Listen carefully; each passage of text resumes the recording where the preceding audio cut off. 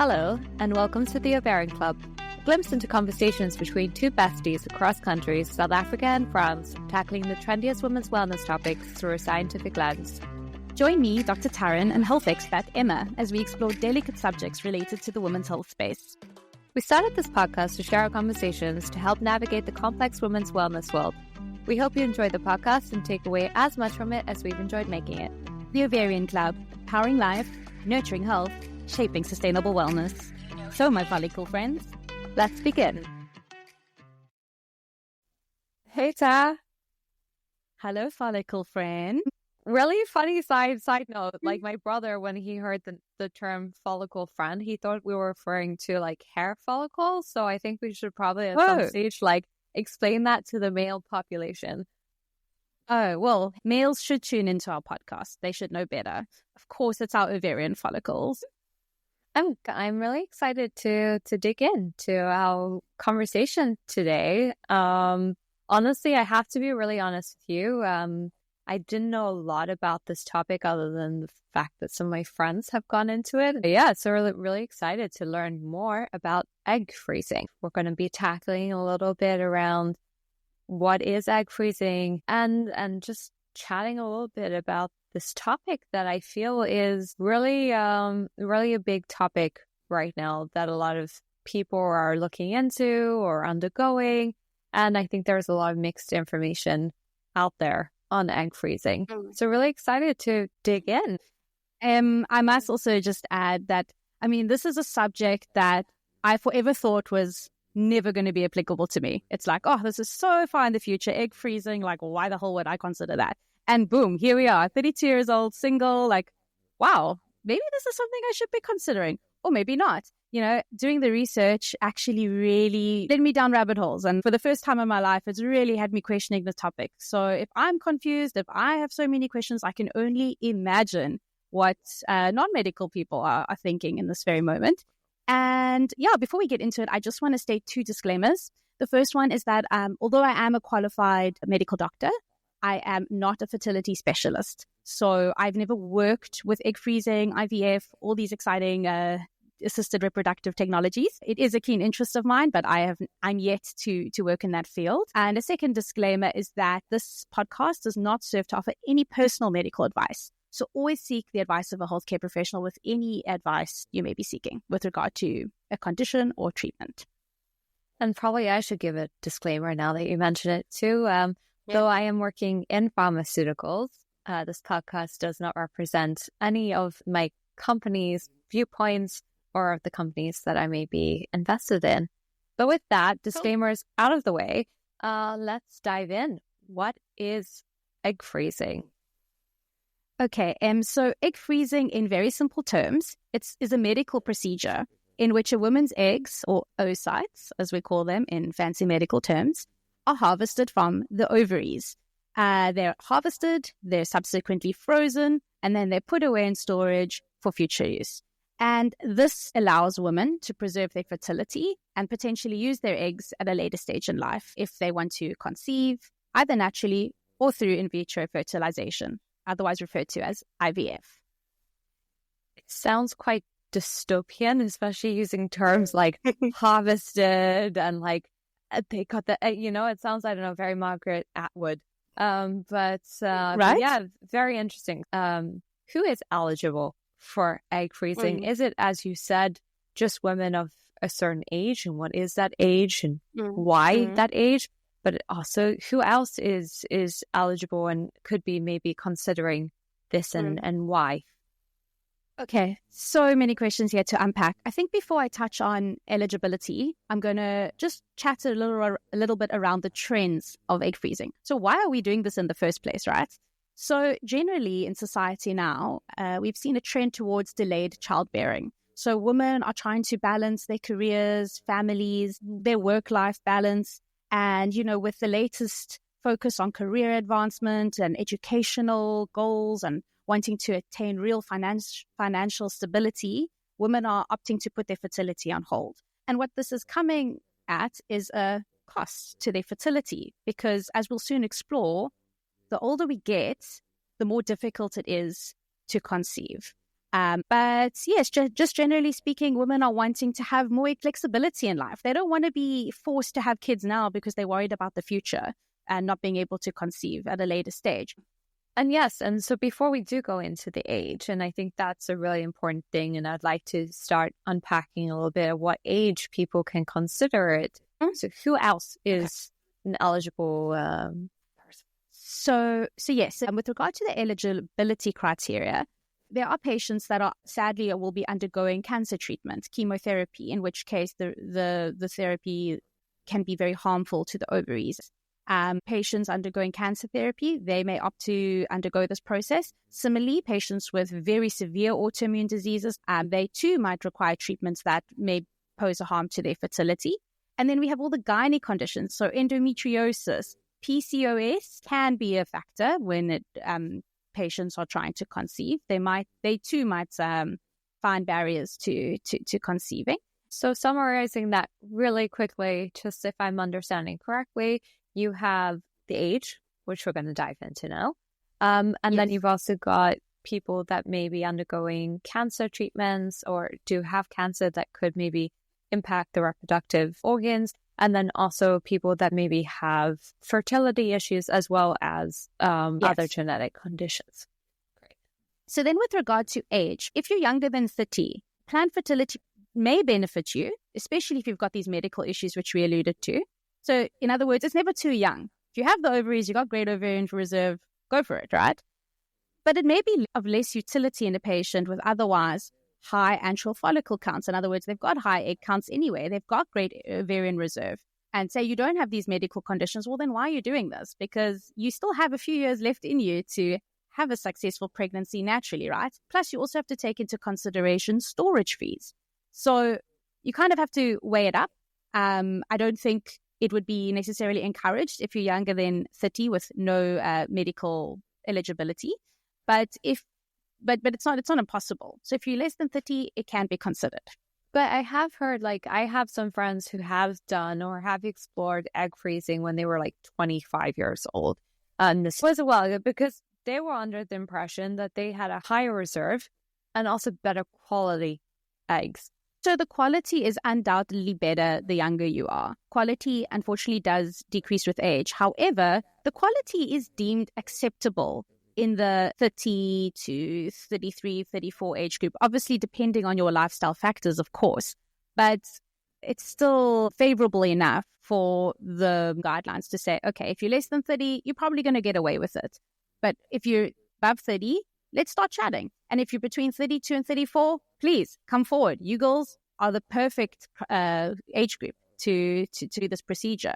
If you're 34 to 37, you still can do it. We welcome you. But the chances of us yielding good quality eggs and the chances of you having high quantity of eggs is lower. So you have an added risk of potentially undergoing more cycles of egg retrieval. This can be more costly. So at the end of the day, 32 to 34 is the ideal age bracket. If you're 38 years old, the older you are, the more eggs required to achieve a certain likelihood of a live birth compared to younger patients. So it's not to say it's impossible. If you're older and you've got good ovarian reserve, you may respond well to ovarian stimulation and you may yield enough eggs to have a reasonable chance of a future live birth.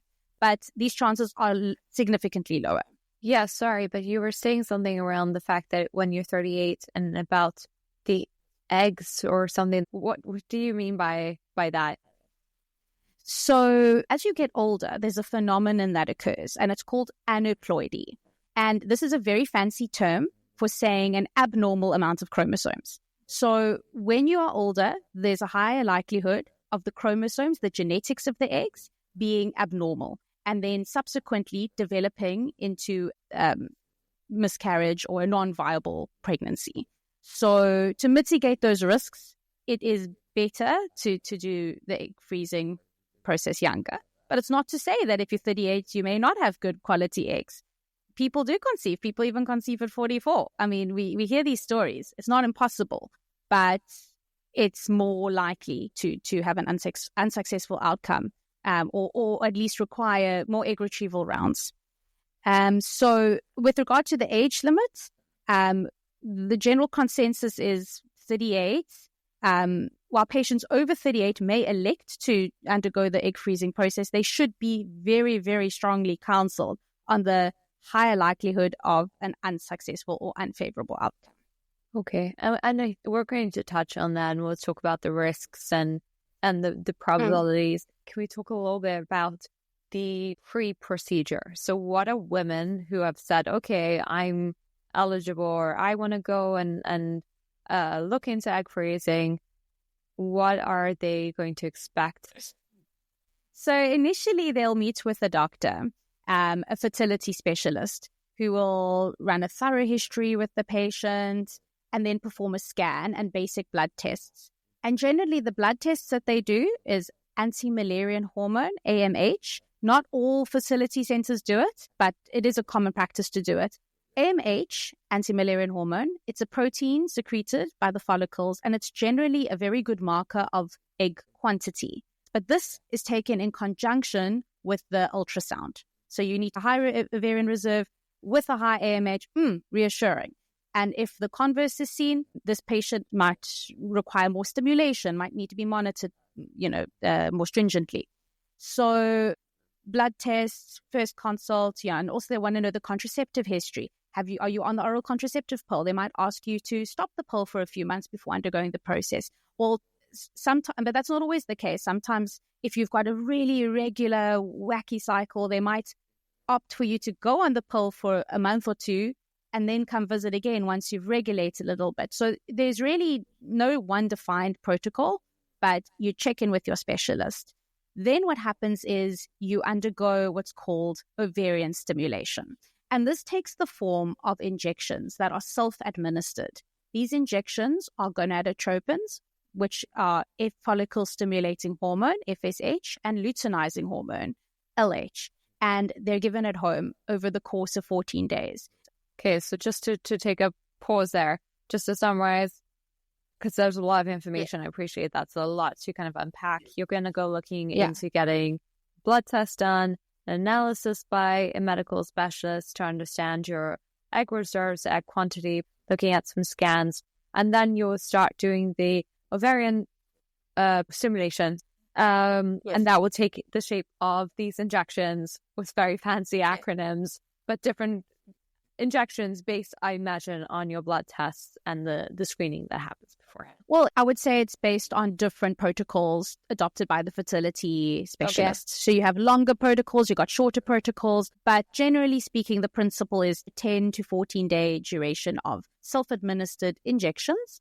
And what happens is every 4 to 5 days or so, you check in with the fertility specialist who scans you while you're undergoing these injections at home.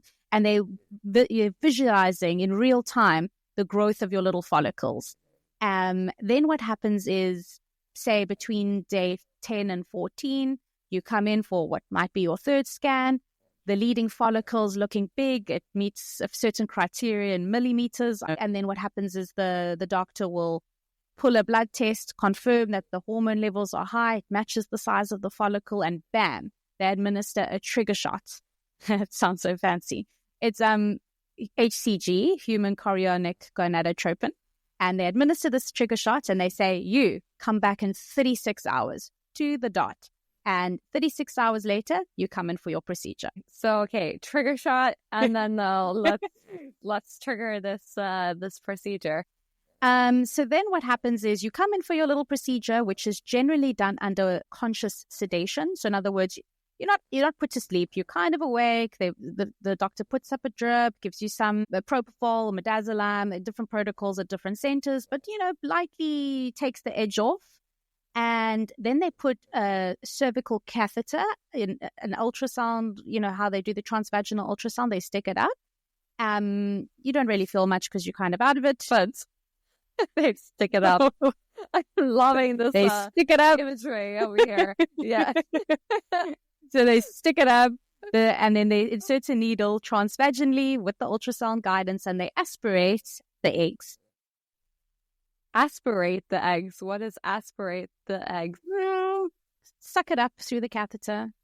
Suck it up. Okay. Suck it in. It's in French, like an aspirateur is a vacuum cleaner. So I think it's okay. I think it has the same origin. Okay. So yeah, so of all the eggs that are retrieved, only the good quality eggs, so in other words, the ones that are found in metaphase 2 of the cell cycle, so these are very fancy terms, but basically for all intents and purposes, eggs that are genetically fitting are frozen. They're selected and they're frozen. So it's not to say that all the eggs are going to be suitable for freezing, but hopefully some of them will be suitable for freezing. Why wouldn't they be suitable? Because they're just not good size or just not a good quality? They're not in the right stage of the cell cycle, which can be, I mean, yes, I mean, quality has a role to play. And then also what impacts this all is sometimes the doctors retrieve less eggs because they didn't get a good yield. And generally speaking, I know you're itching to ask me this question, so I'll just say it now. What is considered a good yield is dependent on the age. I know you so well. It's dependent on the age. I'm sorry if this triggers some listeners because I mean, it obviously is quite sensitive. Not everyone gets the yield that they want. But generally speaking, you want between 10 and 20. And it really depends on the age. And then, yes, and then the eggs are frozen. They undergo a process called vitrification, which is just a fancy word for rapid freezing, turning the biological material, such as eggs, into a glass-like solid without the formation of ice crystals. And this is just achieved by cooling them really rapidly and then frozen indefinitely. They could be frozen for like in a freezer, an indefinite period of time. In a freezer, yeah. And what is long term? Indefinitely, as you said, or there's no expiration date until the apocalypse comes to take the eggs. So your eggs may be around even after you're gone, basically. Yeah, 100%. Yes. That's so it's not an intense procedure, but I would say it isn't in a way because it's psychologically taxing. I mean, the stress of taking these hormones, feeling the bloating and the headaches. I mean, depending on how sensitive you are to hormones, but also, self-administering the injections, going into the gynae every few days, hoping that you get the follicle and then hoping that you get the good yield and then undergoing the process itself. You definitely need to inform someone the day that you go because you're not going to be able to drive home afterwards. And then even afterwards, you might experience maybe minor bleeding, a bit of cramping. It's not a walk in the park.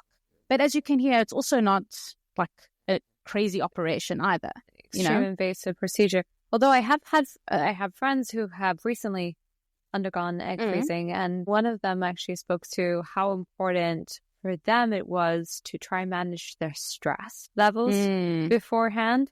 And we spoke about it also in the PCOS episode previously around how stress has that impact on hormones and hormone production. Yeah. And I imagine that would also have an impact on successful egg retrieval and the treatment. Yeah, people actually forget or don't know that the ovaries talk to the brain. It's via the HPO axis, hypothalamus pituitary ovarian axis. So stress can completely shut down ovulation. I mean, they talk to each other directly. Cool. Other ways to improve your egg quality include cessation of smoking, exercising well, good anti-inflammatory diet. I'm not going to touch on all of it now because I think this warrants an episode in and of itself. We can address fertility separately. But yes, stress is a big one as well. It's a big one. So once you've frozen your eggs, they've harvested, they stuck something up there, they took the vacuum cleaner, they froze it, flash froze it, put it into the freezer. Please God, have your successful egg retrieval, whatever that may mean according to your age bracket or age group.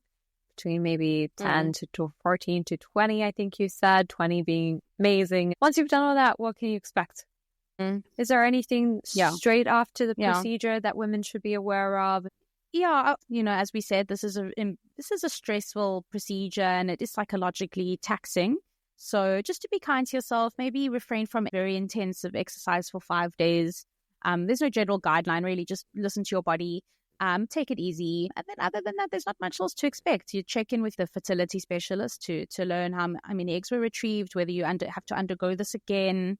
Because generally speaking, and I'm going to refrain from using too many percentages here because different resources tell me different things. But the principle is such that, say, 15 eggs are retrieved, right? You have a relatively good yield.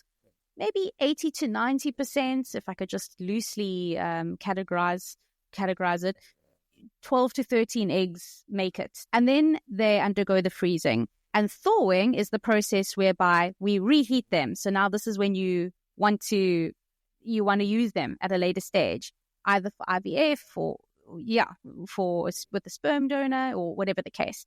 Then maybe 7 to 10 eggs survive the thawing, the reheating from the frozen stage. And then they have to be fertilized. And then you have to make little embryos, and maybe say 3 to 5 embryos form. So as we can see from 15, we're now sitting like 3 to 5. And then with the embryos, they have to be reimplanted. So now, basically, as you can see, 15 eggs does not equate to 15 embryos. And all along the way, quality has a role to play. So the quality ties in with the subsequent steps, because lower quality eggs will be more prone to damage along the way. And less likely to result in viable embryos. Yeah. Yes. Okay. So let's actually talk about that. Let's talk about you've done the egg freezing. You're now on the stage. You are ready to have a baby. You're looking to fertilize the eggs. What happens? Okay. So IVF is in vitro fertilization, and it's an assisted reproductive technology that helps individuals and couples conceive by fertilizing an egg with sperm outside of the body in a laboratory. This then results in an embryo, hopefully, that is subsequently transferred into the uterus for implantation and subsequent pregnancy. So just to be clear on one key concept, because I think there's a bit of confusion here. A lot of girls ask me this.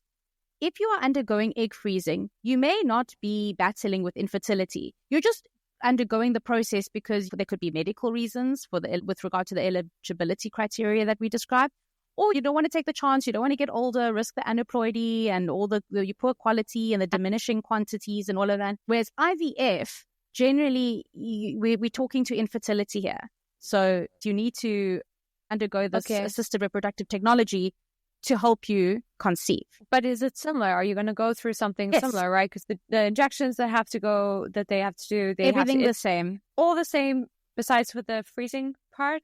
Yes. The first steps are all the same. The consult, the injections, the egg retrieval. The only step that's different is that once you've got the eggs, you can then either fertilize them immediately. We call that fresh embryos. We convert them into fresh embryos and then implant them. Or you fertilize them immediately because you've got the partner, you've got the eggs, you've got everything, and then you freeze them. And then the couple might in 2-3 years want to, So fertilized conceive. embryos are frozen then? Fertilized embryos can be frozen. And what was actually quite interesting was that frozen embryos actually have a better chance of a successful pregnancy than fresh embryos. I mean, that sounded quite counterintuitive to me. You'd think if they're fresh, reimplants, it would be better. But no, it's actually the converse. It's not to say that we don't go the fresh route, especially if you're wanting children now, but the chances of a successful pregnancy is actually higher if you freeze them. And this is because it might have to do with the hormones that you're taking that affect the lining of the uterus, making them lining is too thin, less likely for to implantation. implant. Okay.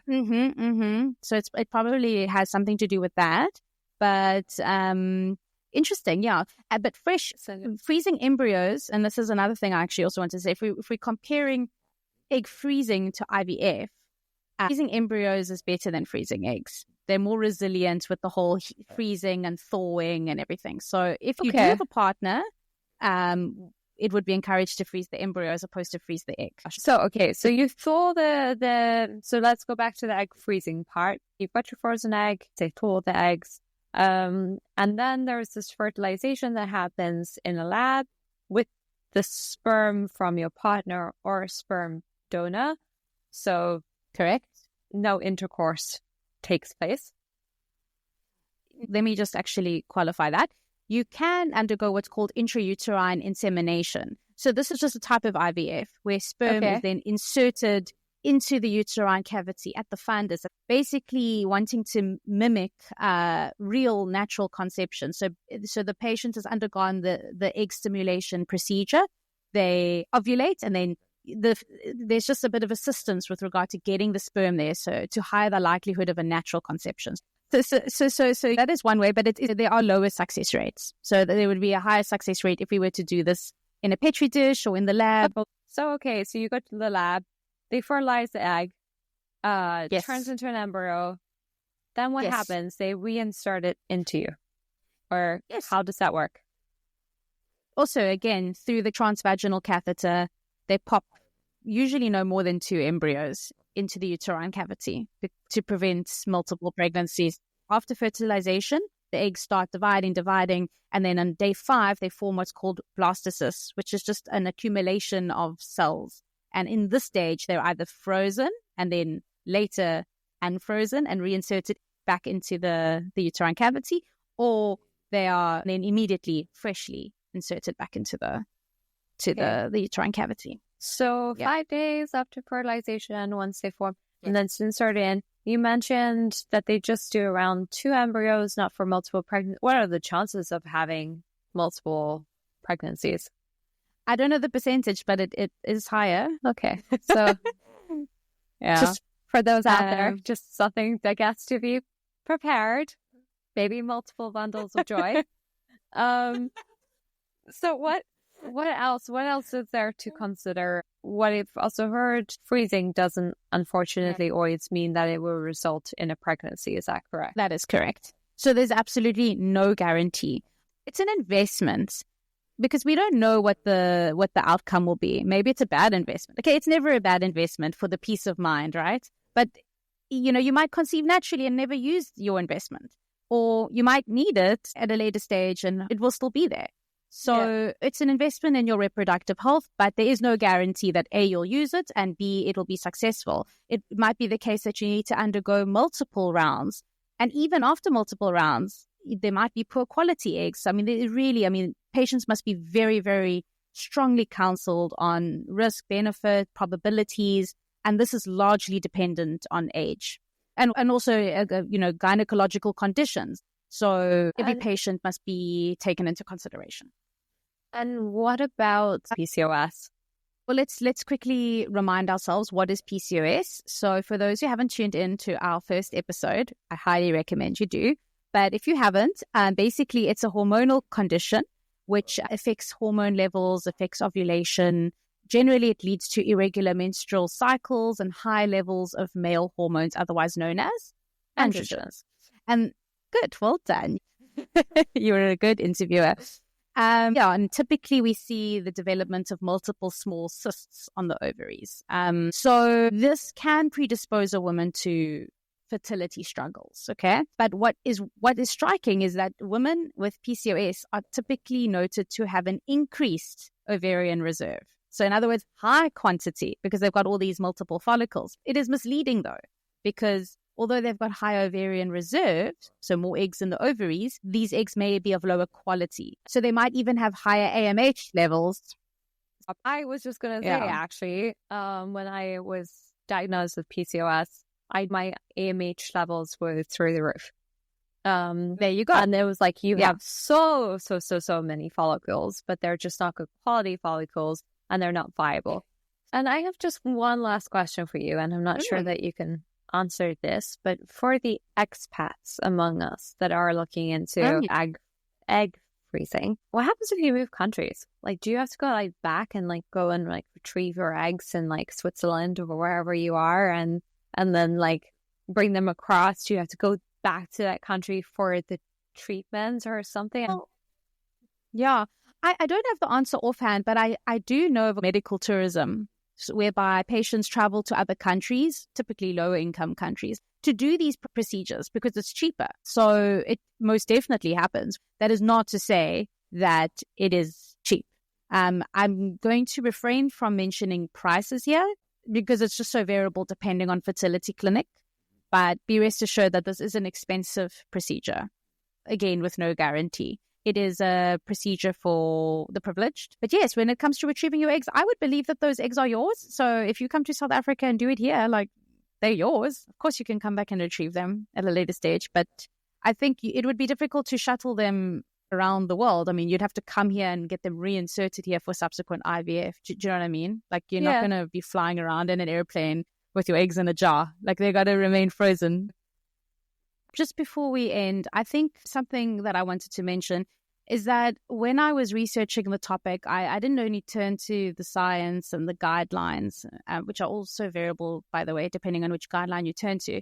But I spoke to friends. And I mean, this is something I've never undergone myself. And as I disclaimed earlier in the podcast, and I've never worked in fertility medicine, although it's a fascinating field.